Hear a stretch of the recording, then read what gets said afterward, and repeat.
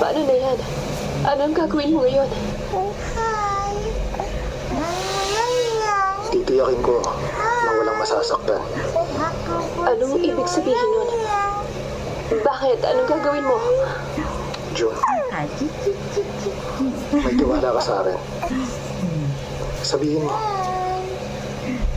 may tiwala ka sa akin. May tiwala ko sa'yo. Okay, salamat. Hindi kita bibiguin.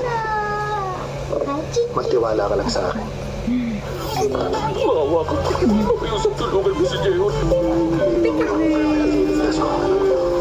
Palayain niyo na po siya. Pwede. Hindi mo ba alam kung anong kasalanan niya? Si Jeon, balak niya nang iabot yung listahan ng Gabi Funds dun sa prosecution. Jeon!